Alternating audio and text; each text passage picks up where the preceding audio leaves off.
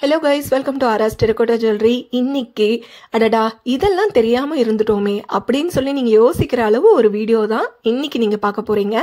அதாவது டர்ட்டி அப்புறம் ஃபங்கஸ் ஆன மோல்ட்ஸ். சிலிகான் மோல்ட் ரொம்ப காஸ்ட்லின்னு எல்லாருக்குமே தெரியும்.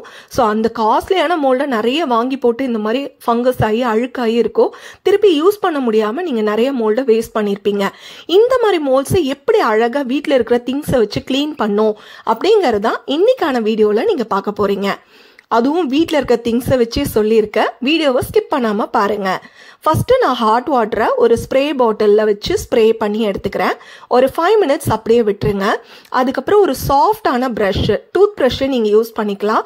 ஹார்ட் ப்ரஷ்ஷோ இல்லை ஸ்க்ரப்பரோ யூஸ் பண்ணுறதை அவாய்ட் பண்ணிக்கோங்க. ஏன்னா நமக்கு டிசைன் வந்து ஸ்பாயில் ஆகிடும். அதுக்கப்புறம் நீங்கள் இம்ப்ரெஷன் வச்சிங்கன்னா எங்காவது ஒரு இடத்துல கட் ஆனால் கூட உங்களுக்கு அவுட்புட் வந்து கரெக்டாக வராது கிளேல இம்ப்ரெஷன் எடுக்கும்போது.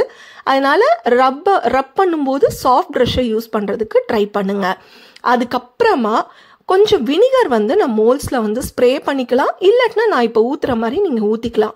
ஸோ வினிகர் கடையில் எல்லாருக்குமே கிடைக்கும். நார்மல் டிபார்ட்மெண்டல் ஸ்டோர்ஸில் உங்களுக்கு கிடைக்கும். ஸோ இதை நான் ஊற்றிட்டு ஒரு 5 மினிட்ஸ் வந்து இதை சோக் பண்ணிக்கிறேன். அதுக்கப்புறமா கொஞ்சம் பேக்கிங் சோடாவை அப்படியே ஸ்ப்ரெட் பண்ணிக்கிறேன். அந்த மோல்டுக்குள்ளே வந்து நீங்கள் பேக்கிங் சோடாவை வந்து ஆட் பண்ணிக்கலாம். அதுக்கப்புறமா ப்ரஷ்ஷை வச்சு நல்லா ரப் பண்ணிக்கலாம். அதை வந்து தேய்ச்சி எடுத்துக்கோங்க. ஸோ எங்கெங்கெல்லாம் உங்களுக்கு அழுக்கு இருக்கோ, ஃபங்கஸ் இருக்கோ, க்ளீனாக வேணுமோ அங்கெல்லாம் தேய்ச்சிக்கோங்க. நீங்கள் வினிகர் இல்லாட்டினா கூட டைரெக்டாக இந்த டூத் பேஸ்ட்டை போட்டு அப்ளை பண்ணி நல்லா தேய்ச்சி எடுத்துக்கலாம். ஸோ நான் டூத் பேஸ்ட்டையும் மேலே யூஸ் பண்ணியிருக்கேன். அப்போ தான் நமக்கு க்ளீனாகும் மோல்டு. அதுக்கான ப்ராசஸ் தான் இது. எல்லாமே ஈஸியாக நமக்கு வீட்லேயே இருக்கும். ஸோ வீட்டில் இருக்கிற திங்ஸை வச்சு எவ்வளோ அழகாக நம்ம மோல்டை க்ளீன் பண்ணலான்னு காமிச்சிருக்கேன். அதுக்கப்புறமா நீங்கள் வாட்டரெல்லாம் ஊற்ற வேணாம். நேராக ஒரு சாஃப்டான கிளாத்தை வச்சு வைப் பண்ணி எடுத்துக்கோங்க. அப்போவும் வந்து நமக்கு சில இடுக்குகள்லாம் அந்த சின்ன சின்ன எட்ஜஸ் எல்லாம் வந்து அந்த அழுக்கு அப்படியே இருக்கு பாருங்க. ஸோ இதை க்ளீன் பண்ணுறதுக்காக தான் நான் வந்து காலின் யூஸ் பண்ண போகிறேன். ஸோ இது காலின் யூஸ் பண்ணாலும் நம்மளால ப்ரஷ் போட்டு அந்த சின்ன சின்ன எட்ஜஸ் எல்லாம் கிளியர் பண்ண முடியாது. அதனால நான் பட்ஸ் யூஸ் பண்ணுறேன். இயர்பட்ஸ் இருக்கு இல்லையா? ஸோ வீட்டில் எல்லார்கிட்டையுமே இருக்கும். இயர்பட்ஸை வச்சு நீங்கள் அந்த இடுக்கில் சின்ன சின்ன ஸ்பேஸ் எல்லாம் இருக்கும் இல்லையா, அந்த இடத்துல எல்லாம் நீங்கள் இயர்பட்ஸை வச்சு நல்லா நீட்டாக க்ளீன் பண்ணிக்கலாம். ஸோ க்ளீன் பண்ணும்போது உங்களுக்கு அந்த அழுக்கு எல்லாமே ரிமூவ் ஆகிடும், நீட்டாக ரிமூவ் ஆகிடும்.